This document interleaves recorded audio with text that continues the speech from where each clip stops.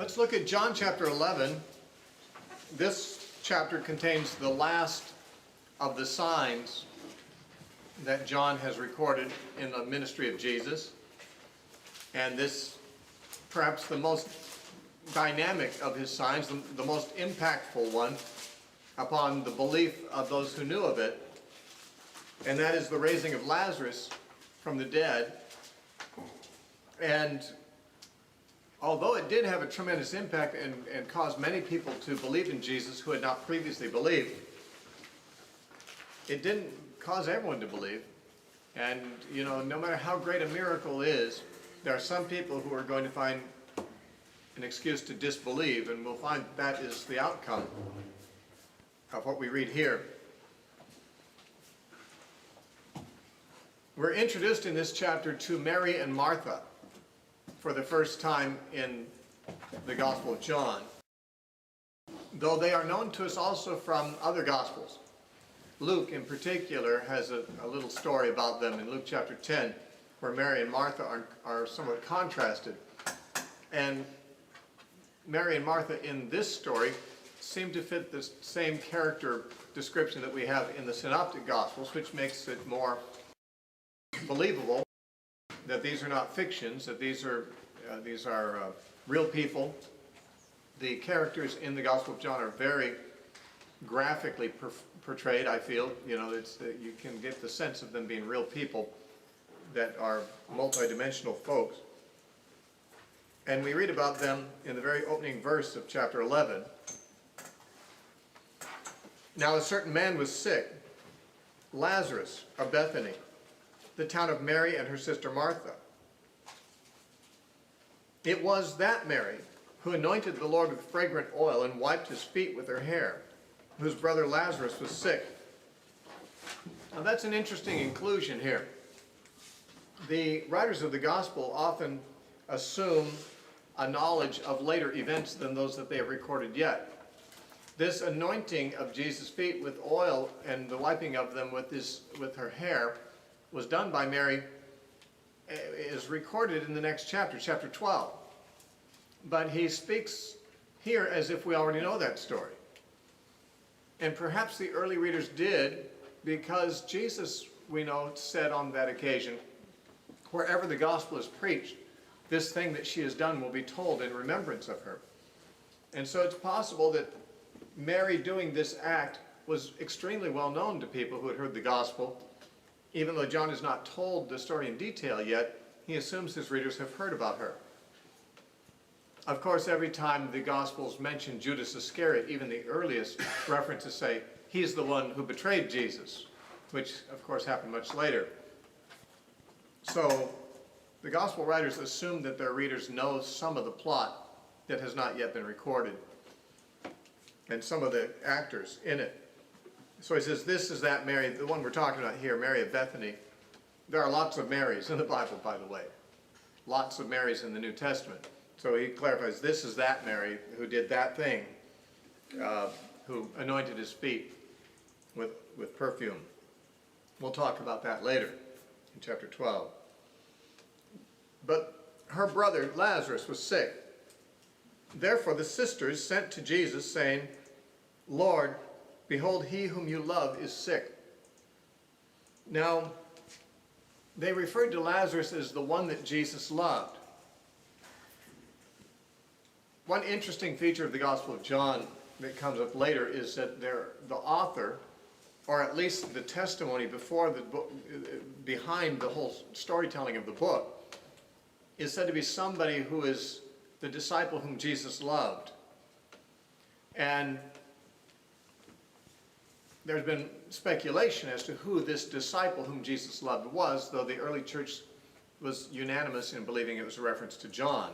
Although it says that his sister said, the one you love is sick, that doesn't mean that he is the one that the gospel refers to as the disciple that Jesus loved. After all, we are going to read only shortly thereafter that Jesus loved Lazarus and Mary and Martha. And no doubt a great number of other people too. Jesus loved everybody, actually. The fact, that's in verse 5, Jesus loved Martha and her sister and Lazarus. So when the sisters referred to Lazarus as the one who you love, no doubt Lazarus was a good friend of Jesus, one that shared a hearty and affectionate fellowship with Jesus, that Jesus had expressed love and friendship with. But the reason for mentioning him in this way is to induce Jesus to do something to help him. This is the man that is your good friend. This is the man you love, remember? And he's sick. He needs you. This, in contrast to people that Jesus did not know and therefore didn't specially love, who were healed all the time, strangers. When there were strangers who were sick, Jesus healed them very frequently. This case is someone who he loves. This case is someone who's a good friend. And that is the reason for mentioning that Lazarus is the one he loves. It's in contrast, I think, to people that Jesus healed, whom Jesus neither knew nor especially loved because he didn't have any acquaintance with them. So they're making an appeal to him, you know, as you would heal people that you don't know, that you aren't friends with, we hope that you may give special priority to this one who is your friend, who is sick and needs you right now. Then Jesus, when he heard that, he said, "This sickness is not unto death, but for the glory of God, that the Son of God may be glorified through it." Now that apparently is the message he sent back. The sisters sent Jesus the message about Lazarus' sickness, and Jesus apparently sent this message back. This sickness is not unto death. It's unto the glory of God. Now, that seems to be not true, because a few days later, Lazarus died. And almost certainly Jesus knew at this point that that was going to happen. He seemed to know what the outcome was going to be. He said, this is going to turn out for the glory of God. Now, in this case, it would not glorify God through a healing. If Jesus felt that a healing in this case would most glorify God, he would not act as he did. That is, he waited another 2 days to do anything about it. He seemed to know what was going to happen. As it says in John chapter 6, when he asked Philip how they would feed this great multitude, John says, but Jesus already knew what he would do. So here I think John could have added, Jesus already knew what he would do. But why did he say this sickness is not unto death? Certainly Lazarus died. Well, of course he did. But that wasn't the final outcome. The final result of this sickness, the final chapter of this story is not going to be this man dead, but him alive, and God glorified in his resurrection. He didn't say that the man won't die. He's just saying this sickness will not end up in death. That's what he's saying. It will end up beyond death, with the man risen from the dead and God glorified. And remember when Jesus later was asked to go have the stone removed from the tomb, and Martha says, Lord, he's been dead for 4 days. By now there's an odor, he'll stink. And Jesus said, did I not tell you that if you would believe, you would see the glory of God? This is when he said it to them. This sickness is unto the glory of God. I told you, didn't I, that this will result in the glory of God? Now just believe me about this. So this is going to be a different kind of miracle, because Jesus is apprised in advance. He has time. He can heal the man, but he won't. He has something else in mind. Now, that being so, we can certainly say that those who tell us that Jesus healed everybody who was sick, who wanted him to, they're mistaken. Here's a very good example of a man who was sick. Jesus was approached with the request to come and do something for him. He could have done it, but in this case it wasn't God's will for Lazarus to be well. It was God's will for him to die. Of course, there was another miracle to be experienced after his death. But it makes it very clear that there may be a higher purpose in someone being sick, and even in them not being healed, that God may have. It may not always be his will to heal. It is his will that he be glorified. The sickness is unto the glory of God, whether it ends up with Jesus healing or with the man dying and being raised from the dead. By the way, we will be raised from the dead too. Therefore, it may be in some cases God's will for our sickness to end up in death, but God will be glorified when we're raised in glory, when we're raised from the dead Lazarus simply had a shorter wait after his death than we will have, perhaps. Now Jesus loved Martha and her sister and Lazarus. So when he heard that he was sick, he stayed 2 more days in the place where he was, which gave him time to die. Now that's strange that it would say that. Jesus loved these people, therefore he denied their request. He loved Lazarus, therefore he didn't go and heal him. That's essentially what it says. It's because he loved them.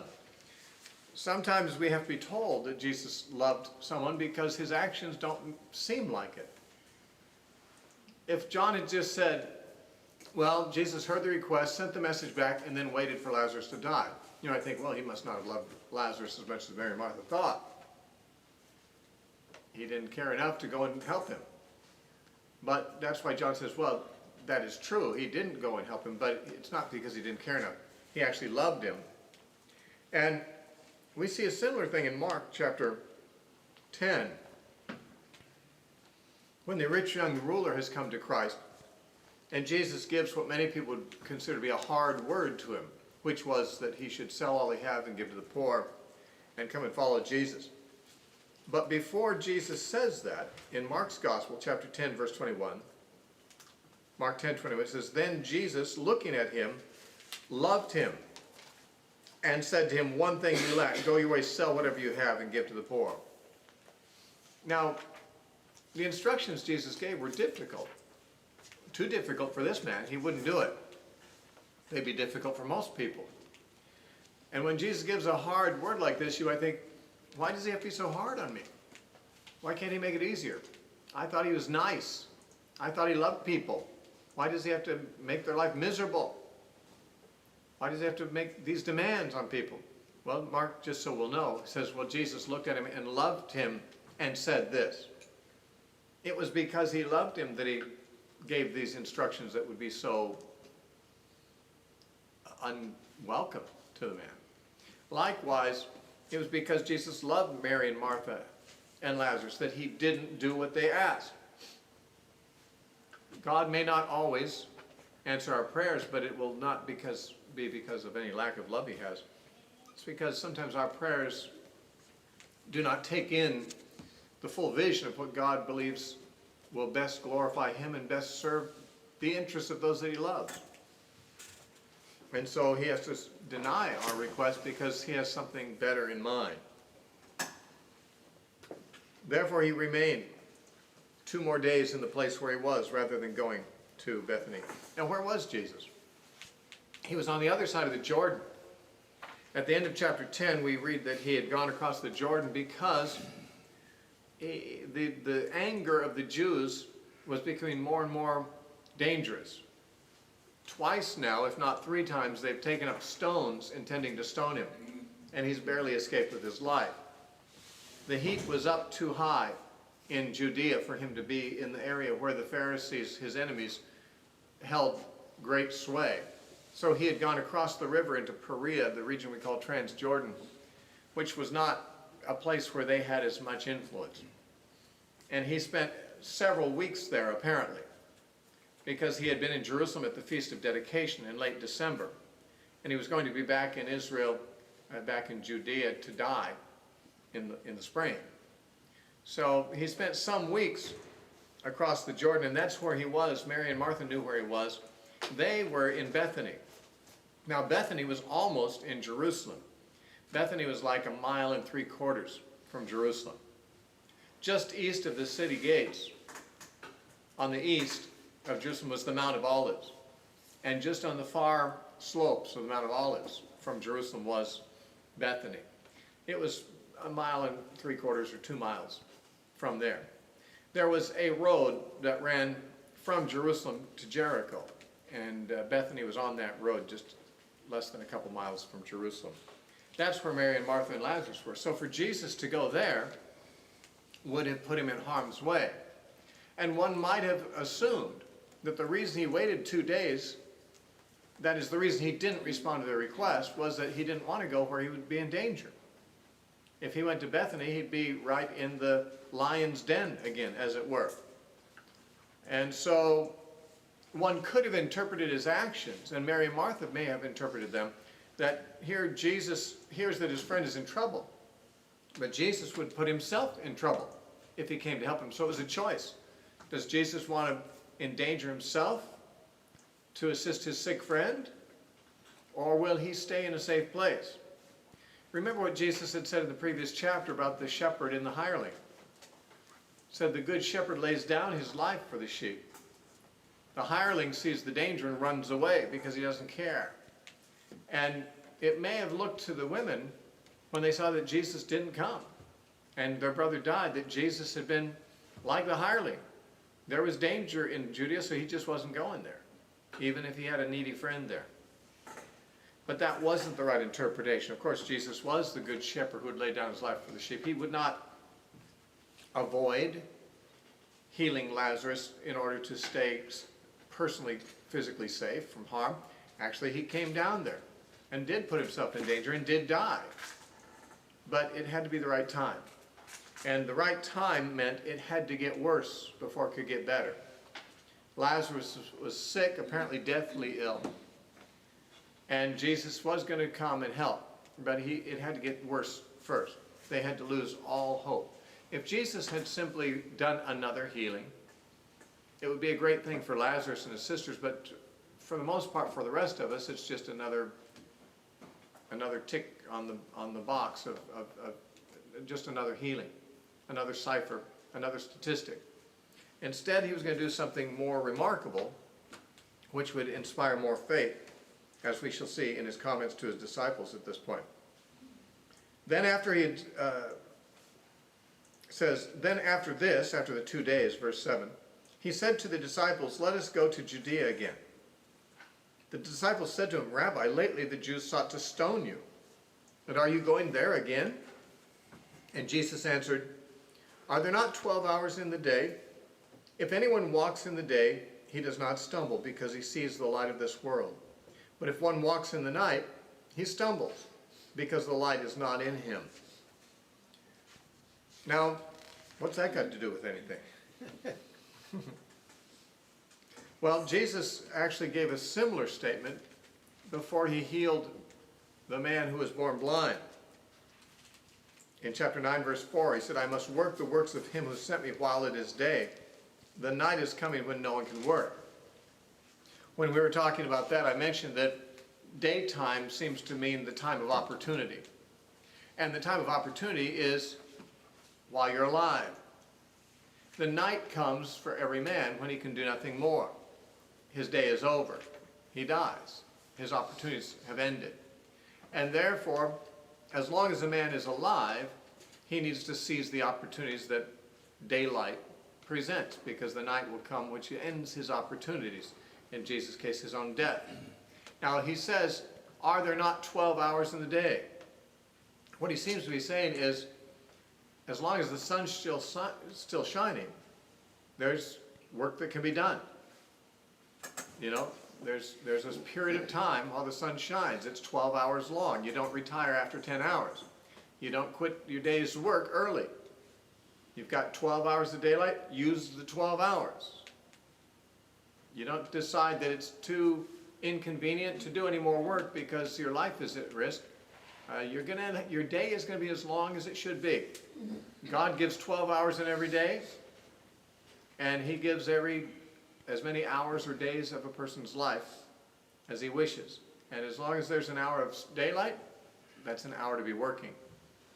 As long as there's life in you, then that's a time when you should be continuing to be productive in doing the will of God. And so he says, it may be that my life is endangered, but I'm not going to retire early. I'm still alive. The sun's still shining. There's still opportunity to work. These things he said, and after that, he said to them, our friend Lazarus sleeps, but I go that I may wake him up. Now, sleep as a metaphor for death is fairly common in the scripture, but maybe not, it may not have been as common to the disciples as it is to us, because it's mainly a New Testament thing. Not entirely. Daniel chapter 12 says, many who sleep in the dust shall arise. And if this is a reference to the resurrection, as many people believe, then sleeping in the dust is a reference to death and being buried. But for the most part, the idea that death is sleep is a New Testament idea. Different people, Christians, have different views of what the state of the dead person is, what the psychological awareness is of a dead person. The doctrine of soul sleep is popular among many. That is the idea that when you die, you're unconscious. And you don't know anything until the end of the world when Jesus raises the dead, and then you wake up. To your own conscious awareness, you have not had any passage of time. You cease to have consciousness of any kind when you die, and then you come back to consciousness at the end of the world. There may be hundreds of years have transpired from the day of your death to the day of the resurrection, but it wouldn't make any difference to you. You wouldn't know the difference. It's like when you go to sleep and wake up again, and somehow you've had such a sleep that you don't even remember the passage of the time at all. You might even, sometimes you might doze off for a few moments and wake up and even deny that you were asleep because you don't remember the time you were snoring. Everyone else knows you were asleep, but you deny it because you don't think you were. And some people think death is going to be like that. You go to sleep. You don't know anything. You wake up, and it's just fine. You're in a new body. You're glorified. That's the doctrine of soul sleep, and it takes much of its encouragement from passages like this and others where Jesus and the apostles spoke of dead people as sleeping. Jesus spoke that way also earlier than this when he went into Jairus' house, and Jairus' daughter had died. And there were mourners there. And Jesus said, "What are you mourning about? She's not dead, she's only asleep." And they laughed him to scorn, knowing he was dead. Knowing she was dead. So, sleep and death have something in common with each other. Hence the metaphor. Paul uses the term too. He says, those who sleep in Christ, he will bring with him when he comes. And he says, I show you a mystery. We shall not all sleep, but we shall all be changed. He means not all of us will die. It's fairly common in the New Testament. Now, what is the connection between sleep and death? As I said, those who believe in soul sleep believe that this means that when you're dead, you're unaware of anything. You have no consciousness, like when you're asleep. Well, wait a minute. Is that like when you're asleep? Is your mind inactive? Now, sometimes you sleep so deeply that you wake up and you don't know you're asleep, but much more commonly, most people would say that when they're asleep, they do have mental activity. We have dreams. We're not completely oblivious. After all, when the alarm goes off, we hear it and we recognize that means wake up. We're not unconscious. We're just somewhere else. You know? When you're in a dream, you're in another reality. You're not in your dream, you're not lying in your bed. You are actively doing something, interacting with other people and seeing things, and there's another world you're in your consciousness. But you're not unconscious. And therefore, if Jesus or Paul wish to convey the idea that when people are dead, they're unconscious, sleep would not really be the right metaphor to choose, because it really would not convey that idea. But what does it convey? Well, one thing we know about sleep is that when people are asleep, they usually wake up. They're expected to wake up. While it is true some people die in their sleep and don't wake up, it's certainly a million times out of one, when people go to one, I should say, a million times to one, people go to sleep and then they wake up. It's expected that they'll wake up. In other words, sleep is temporary. This has nothing to do with what the mental state of the sleeping person is. It has to do with the fact that when someone goes to sleep, that's not the end. They come back awake again. That's what sleep is known to be, generally speaking. And to call death sleep would suggest that, notwithstanding appearances, when someone is dead, they seem to be permanently gone. But it's really not a permanent state any more than sleep is. There is a resurrection. Those who have died will get up again, just like those who sleep will wake up again. And without any reference to what they are thinking in the interim, it's more to do with the fact that this is not really the end. And so when Jesus said of the girl, she's not dead, she's asleep, what did he do? He raised her from the dead. He says, our friend Lazarus is asleep. I'm going to go wake him up. What he means is he's going to raise him from the dead. When Paul says, we shall not all sleep, will be changed, he says, for the dead in Christ shall rise. Sleep is like death in that dead people are going to get up someday. And that is apparently the meaning of the metaphor. And so Jesus uses it here. It's not the first time. He has used it in the case of Jairus' daughter, but the disciples are not yet used to the idea that Jesus speaks of death this way. It's not apparently something he'd done very often. And the disciples said, Lord, if he sleeps, he'll get well. Sometimes it's actually a good sign when someone's sick and able to fall asleep. So sometimes if they have a bad fever or stomach cramps or some other kind of symptoms, sleep is elusive to them. And what they need most is to be able to sleep. Sleep is what will help them to recover most. And Jesus said, well, Lazarus is asleep, I'm going to go wake him up. And they're essentially saying, well, if he's asleep, I think isn't it better to let him sleep?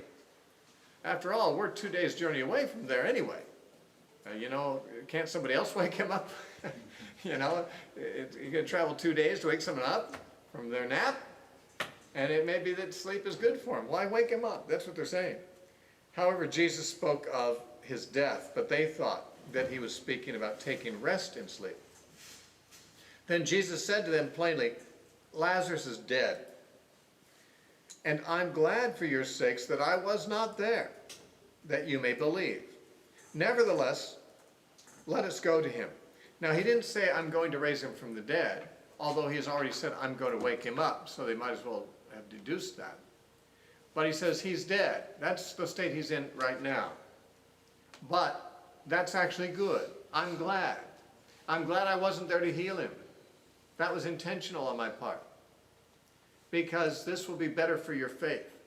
Seeing yet another healing would not make the impression on the disciples that seeing a man raised from the dead would. This man who had been dead 4 days. Now this is a unique case of Jesus raising the dead. Now, he did raise other people from the dead, but not in situations like this. In the case of Jairus' daughter, she had just died. The man had come to Jesus while she was still alive, and Jesus came directly to his house, but she died before he got there. And so he raised her from the dead. The woman whose son at Nain had died was being carried to be buried. That means it was probably the same day. They didn't embalm people back then. They just buried them as quick as they could. The heat would cause them to rot fast. They would die, they'd wrap them up, and they'd bury them, just like Jesus' body was wrapped up as soon as he was taken off the cross and buried. That was normal. These cases, these other two cases we know of Jesus raising the dead, were people who had just died hours or moments earlier and were raised from the dead.